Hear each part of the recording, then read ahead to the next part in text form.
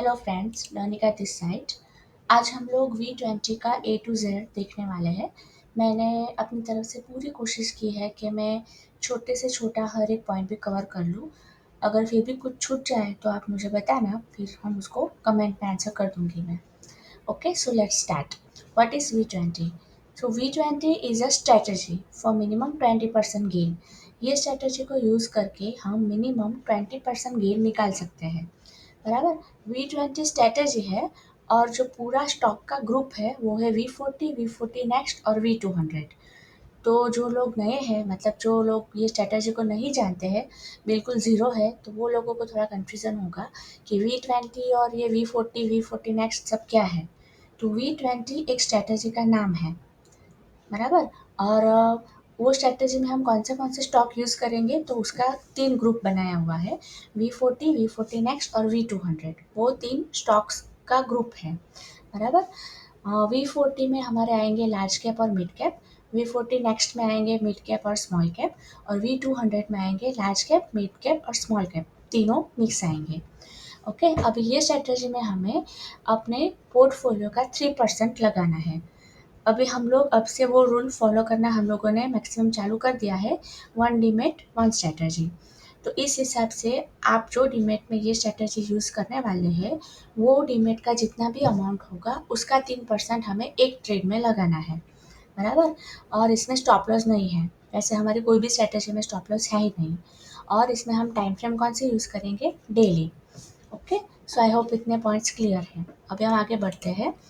V20 strategy में हमें basically 4 step follow करने हैं। ये सब मटेरियल जो एकदम न्यू कमर्स है, बिगिनर्स है, जिनको ये स्ट्रैटेजी के बारे में बिल्कुल पता नहीं है, उनके लिए है। ओके, सो मैंने शुरू से ही शुरू किया है ताकि कुछ भी कन्फ्यूज़न ना रहे।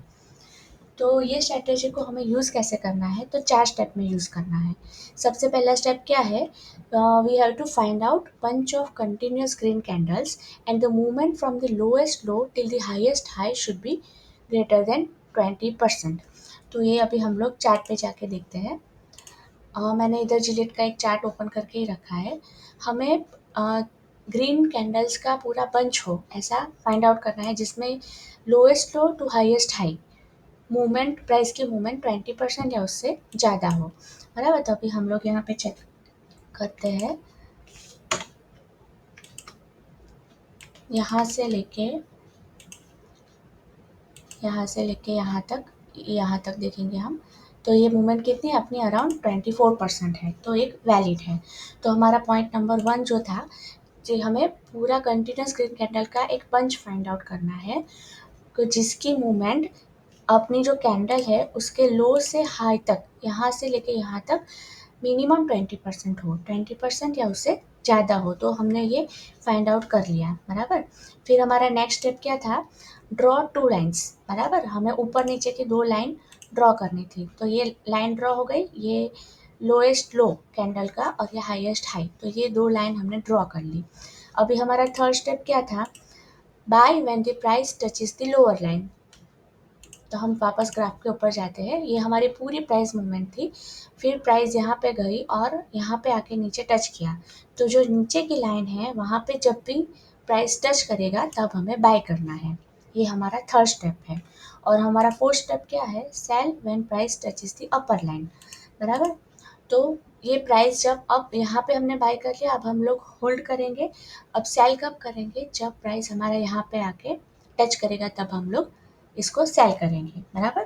तो यहाँ से लेके यहाँ तक हम अगर देखें तो कितना हुआ, अप्रोक्स 113 डेज और 23.81 गेन हमें मिला, बराबर। तो ये V20 स्ट्रेटजी 4 स्टेप में काम करती है। पहले हमें ऐसे bunch of green candles find out करना है जिसकी मूवमेंट ग्रेटर देन 20% है। फिर 2 लाइन्स ड्रॉ करनी है। फिर नीचे की लाइन पे जब प्राइस आएगा तब बाय करना है, स्टॉक को होल्ड करना है, जब ऊपर की लाइन को प्राइस टच करेगा तब उसको सेल करना है, बराबर। तो ये इतनी अपनी V20 स्ट्रेटजी है मेन। आप लोग वापस, जो नए लोग हैं वो रिवाइज कर लेना, आपको पता चल जाएगा।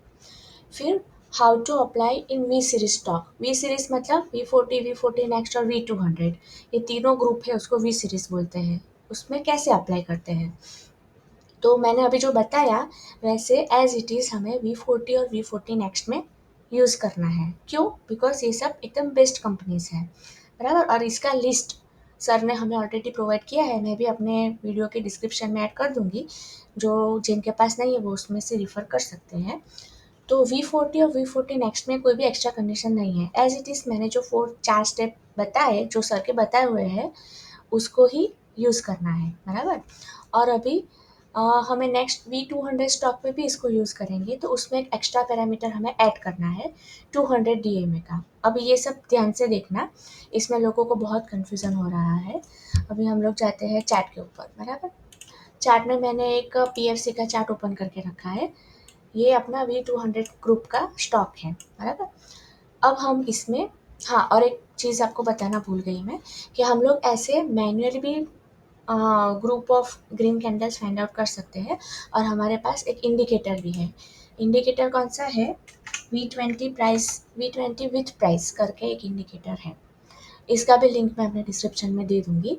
तो ये इंडिकेटर आप लोग जब भी अप्लाई करोगे अपने चार्ट के ऊपर, मैं अभी विजिबल कर रही हूँ, तो ये अपने से ही फाइंड आउट करके दे देगा, तो आपको ये फर्स्ट स्टेप की मेहनत भी नहीं करनी पड़ेगी, बराबर? इसमें पास में भी हम लोग देखेंगे तो जहाँ-जहाँ ये V20 बनी होगी, ये इंडिकेटर हमें फाइंड आउट करके दे देगा। ये देखिए, बराबर? तो ये एक पूरा टाइम सेवर है। ये इंडिकेटर एकदम बेस्ट है, इसका यूज़ आप ज़रूर करना। ठीक है, तो अभी हम चलते हैं PFC के ग्राफ पे। PFC में भी हम लोग वो इंडिकेटर लगा के ही चेक करते हैं ताकि ज़्यादा टाइम ना बीते। ये मैंने अप्लाई कर दिया V20 का, बराबर? अभी V200 में जब भी हम ये स्ट्रैटेजी अप्लाई करेंगे तो उसमें एक एडिशनल रूल है, कौन सा है? 200 DMA की लाइन अप्लाई करने का। अभी वो लाइन कैसे अप्लाई करेंगे? तो हमें इंडिकेटर में जाना है और मूविंग एवरेज, बराबर? मूविंग एवरेज सिंपल ये वाला है, उसको सिलेक्ट करना है, बराबर? तो अपने ग्राफ पे ऐसा आ जाएगा। फिर इसके सेटिंग में हम लोग जाएंगे, सेटिंग में जाके इनपुट में हमें 9 की जगह पे करना है 200, बराबर? स्टाइल में इसको अगर आपको ब्लैक करना हो तो कर लेना, इसकी थिकनेस जो चेंज करनी है वैसे, और इसका अप्लाई करेंगे तो ये पूरी लाइन आ जाएगी। ये कौन सी है? 200 डेज मूविंग एवरेज की लाइन है, बराबर? अभी जब भी हम V20 स्ट्रेटजी को V200 स्टॉक के ऊपर अप्लाई करेंगे तो बाय डिफ़ॉल्ट हमें ये पैरामीटर चेक करना ही है। उसमें क्या है एक्स्ट्रा कंडीशन, कि जो हमारी ये V20 की रेंज बनेगी वो ये लाइन के नीचे बननी चाहिए, बराबर? तो ये दोनों इंडिकेटर हम यूज़ करेंगे तो हमारा काम आधा हो जाएगा। अब इसमें हम देखते हैं तो ये 200 लाइन के ऊपर है रेंज बनी हुई, तो इसको हम कंसिडर नहीं करेंगे, बराबर? अभी आगे बढ़ते हैं, ये भी ऊपर है तो इसको भी हम लोग कंसिडर नहीं करेंगे। ये एक मेन पैरामीटर है, इसको बिल्कुल भी हमें भूलना नहीं है। बाय डिफ़ॉल्ट V200 में हम ये स्ट्रैटेजी अप्लाई करने गए, मतलब उसको ये इंडिकेटर हमें लगा ही देना है, बराबर? अब ये एक रेंज बनी है 25% की, और ये 200 DMA की लाइन के नीचे है, मतलब कि ये वैलिड है, बराबर? तो हमने इसको आइडेंटिफ़ाई कर लिया। अब वो टाइम पे ये रेंज बनी थी, बाद में हम लोग क्या करेंगे, हमने आइडेंटिफ़ाई करके रख लिया स्टॉक को। अब हम वेट करेंगे कि प्राइस जब ये नीचे की लाइन को, हाँ, ये 2 लाइन भी हमें ड्रॉ करके रखनी है, सॉरी बताना भूल गई मैं। और जब भी प्राइस अपने ये नीचे की लाइन पे आएगा तो हमें बाय करना है। तो प्राइस हमारा यहाँ पे आया होगा और हमने बाय कर लिया, और जब प्राइस यहाँ पे गया होगा ऊपर की लाइन पे तो हमें सेल कर देना है, बराबर? तो यहाँ पे हमने किया बाय और यहाँ पे हमने किया सेल, बराबर? तो अप्रोक्सीमेटली 150 दिन में हमें 25% का प्रॉफिट मिल गया। तो V200 में इस तरीके से इसको यूज़ करना है, और जब भी हम V20 स्ट्रैटेजी यूज़ करेंगे तो GTT बाय डिफ़ॉल्ट यूज़ करना पड़ेगा। इसका एग्जांपल आप देख ही सकते हैं कि ये कैसे टच करके, अभी देखिए हमारा सेल पॉइंट कौन सा था? 83.16, बराबर? अभी ये कैंडल जो हमारे टारगेट वाली कैंडल है उसका हाई कितना है? 83.60, डॉट उसको टच करके नीचे आ गया। अभी आप लोग मैन्युअली इसको हैंडल करने जाओगे तो आई एम श्योर 110% ये आपका सेल हो ही नहीं पाएगा, बराबर? मिस होने का चांस रहेगा, अगर आपने पहले से ऑर्डर रखा नहीं है तो। तो इसलिए बेटर है कि जब भी आप V20 यूज़ करो तो उसमें GTT लगा के ही रखो, बराबर? तो ये हमने देख लिया पूरा सेटिंग, और ये इसका एक मेन कंडीशन है, वो हम लोगों को फॉलो करना है कि जब भी हमारा ये पूरा रेंज बने, रेंज हमें इसके नीचे चाहिए। ऐसा नहीं कि रेंज ऊपर है लेकिन अभी का जो प्राइस है वो इसके नीचे आ गया तो चलेगा, ऐसा नहीं है, बराबर। हमें ये देखिए, अभी ये कंडीशन है कि हमारा रेंज ऊपर बना है लेकिन जब ट्रेड लेने की बारी आई, मतलब यहाँ पे, तो ये लाइन के नीचे है तो वो चलेगा कि नहीं, ऐसा क्वेरी नहीं आना चाहिए। हमें ये रेंज को ही ये लाइन के नीचे बनी हुई चाहिए, बराबर। तो ये पॉइंट ध्यान में रखना है। फिर next, V series stocks for V20 strategy. कौन से स्टॉक पे हम यूज़ करेंगे वो मैंने आपको बता दिया, V40 नेक्स्ट, जिसका लिस्ट मैं आपको दे दूंगी डिस्क्रिप्शन में। और ये list at every 2-3 years update होता रहेगा, वो सर हमें प्रोवाइड करेंगे, बराबर। तब तक हमें इसको ही फॉलो करना है। अब आएगा V200 स्टॉक्स। तो ये भी एक था कि भाई V200 स्टॉक्स को कैसे फाइंड आउट करें। तो इसके लिए ये कंडीशन दी है, उसको हमें स्क्रीनर में ऐड करनी है। मैं आपको अभी दिखाती हूँ। तो हमें इसके लिए जाना पड़ेगा स्क्रीनर में। स्क्रीनर में जाके स्क्रीन्स में जाना है, फिर क्रिएट न्यू स्क्रीन करना है। और ये जो कंडीशंस है मैंने इसमें लिख के रखी है, कहाँ गया ये, उसको हमें उधर कॉपी पेस्ट करना है, बराबर। 3 कंडीशन है अपनी।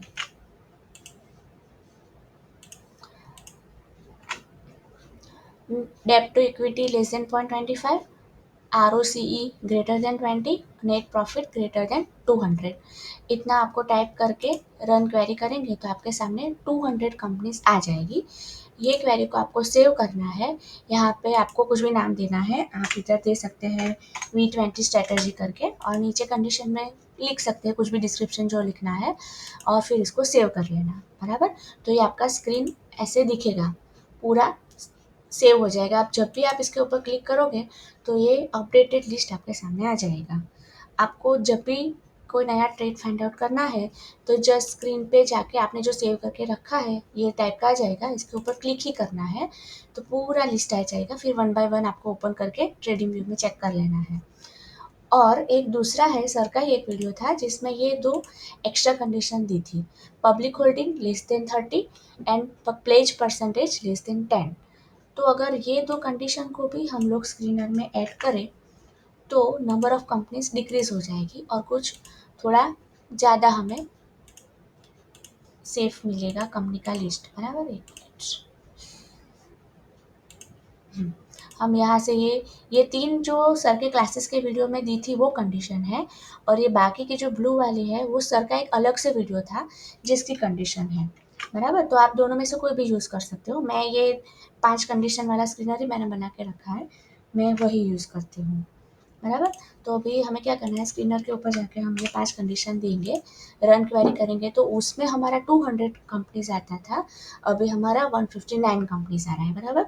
जो प्लेजिंग वाला था पब्लिक होल्डिंग वो हमने एक्स्ट्रा क्राइटेरिया डाला है। तो ये तरीके से पूरा लिस्ट हमारे सामने आ जाएगा। इसको आपको सिर्फ सेव करके रखना है ताकि नेक्स्ट टाइम 1 क्लिक पे आपको पूरा लिस्ट मिल जाए। तो ये क्वेरी था, वो भी शॉर्ट आउट हो गया कि V200 कंपनी को कैसे फाइंड आउट करें। तो ऐसे फाइंड आउट करेंगे। अब आगे बढ़ते हैं, बैंक्स और NBFC। V20 स्ट्रेटजी बैंक और NBFC के ऊपर भी अप्लाई करनी है, हम कर सकते हैं। तो अभी उसको कैसे फाइंड आउट करें, तो उसके लिए 2 कंडीशन है। एक ROE रिटर्न ऑन इक्विटी हमारा ग्रेटर देन 10% चाहिए, and net profit greater then 1000 crore. ये 2 कंडीशन हमें स्क्रीनर में जाके अप्लाई करनी है। मैं आपको दिखाती हूँ। अभी बैंक्स और NBFC है तो उसको कैसे फाइंड आउट करेंगे, बराबर। तो हम लोग जाएंगे वापस स्क्रीनर पे। स्क्रीनर पे यहाँ पे हम डालते हैं कोई भी एक बैंक, एक्सिस बैंक डालते हैं, और फिर इसमें नीचे स्क्रॉल डाउन करके जाएंगे पीयर्स में। पीयर्स में अगर हम लोग फाइनेंशियल सर्विस के ऊपर जाएंगे तो इसमें हमारा बैंक्स और NBFC दोनों कवर हो जाएगा, बराबर। तो फाइनेंशियल सर्विस के ऊपर क्लिक करेंगे तो 636 एज ऑन डेट इतनी कंपनीज आ रही है हमारी बैंक और NBFC सेक्टर में। इसमें अभी हमें ROE के ऊपर क्लिक करेंगे। ROE हमें कितना चाहिए, ग्रेटर देन 10% चाहिए, और नेट प्रॉफिट हमें ग्रेटर देन 1000 करोड़ चाहिए, बराबर। तो इसके ऊपर आप क्लिक करेंगे तो ऐसे आ जाएगा पूरा डिसेंडिंग में, बराबर। सबसे ज़्यादा नेट प्रॉफिट सबसे ऊपर आ जाएगा। तो यहाँ से हमें मैन्युअली चेक करना पड़ेगा, ये हमारा नेट प्रॉफिट 1000 के ऊपर चाहिए और ROE 10% से ज़्यादा। तो हम एक एक करके चेक करते जाएंगे। तो ये सब में कंडीशन मीट हो रही है, बराबर। हाँ, अभी यहाँ पे देखिए 10 से ऊपर हमें आरओई चाहिए। ये रहा एक अपना इंडसइंड बैंक है, इसमें नेट प्रॉफिट अपना 1000 से ऊपर है, बट आरओई 10 से कम है, इसलिए ये नहीं चलेगा, तो इसको हम निकाल देंगे अपने लिस्ट में से। फिर नेक्स्ट यस बैंक है, यस बैंक में नेट प्रॉफिट अपना कंप्लाई कर रहा है लेकिन आरओई कंप्लाई नहीं कर रहा है। Same UCO bank.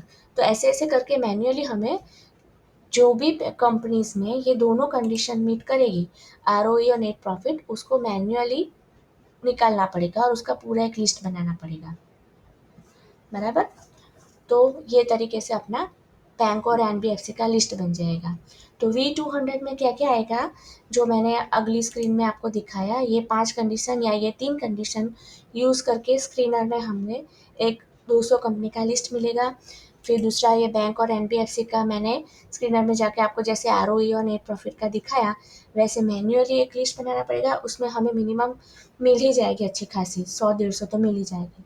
तो अपने पास V40 के 40, V40 नेक्स्ट के 40, 80 और V200 में मिनिमम 300। तो हमारे पास पूरा 300-400 ग्रुप स्टॉक्स का एक ग्रुप हो जाएगा, जिसके ऊपर हम लोग V20 अप्लाई कर सकते हैं, बराबर। अभी नेक्स्ट आगे बढ़ते हैं कि एवरेजिंग कब करनी है।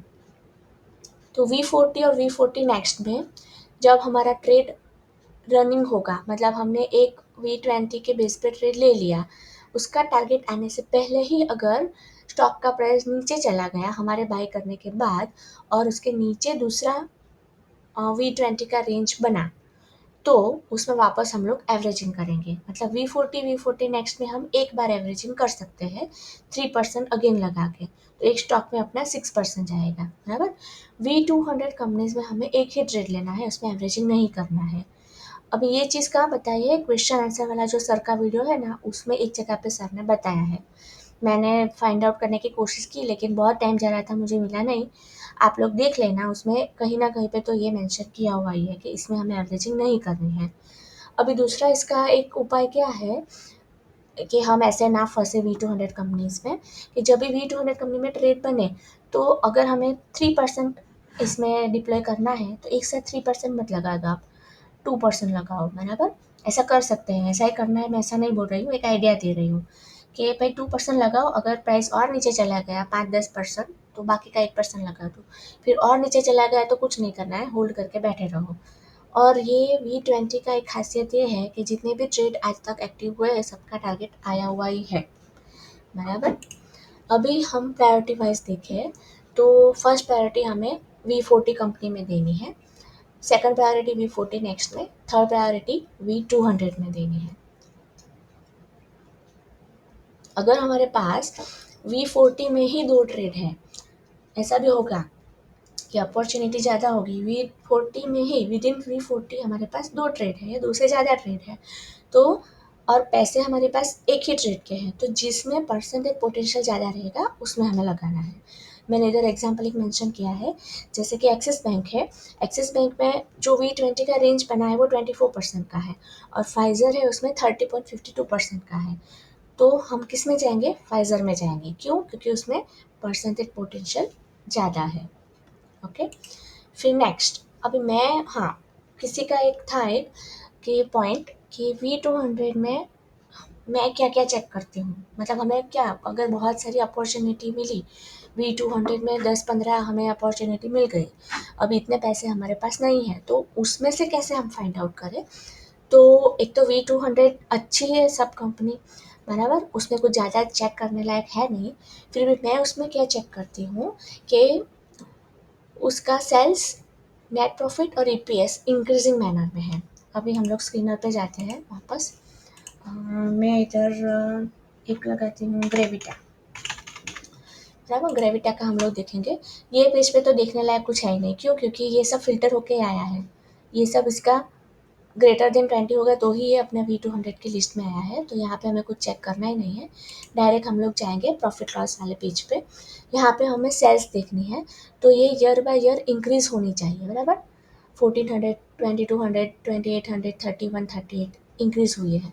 नेट प्रॉफिट और ईपीएस ये दोनों भी आप लोग एटलीस्ट लास्ट 5 ईयर्स का देखना, तो ये इंक्रीज़ होना चाहिए, बराबर? यहाँ पे सब इंक्रीज़ है, बराबर? फिर नेक्स्ट पेज पे जाएँगे तो इसका रिज़र्व ज़्यादा होना चाहिए, बोरिंग कम होनी, या तो ज़ीरो होनी चाहिए या तो कम होनी चाहिए। तो यहाँ पे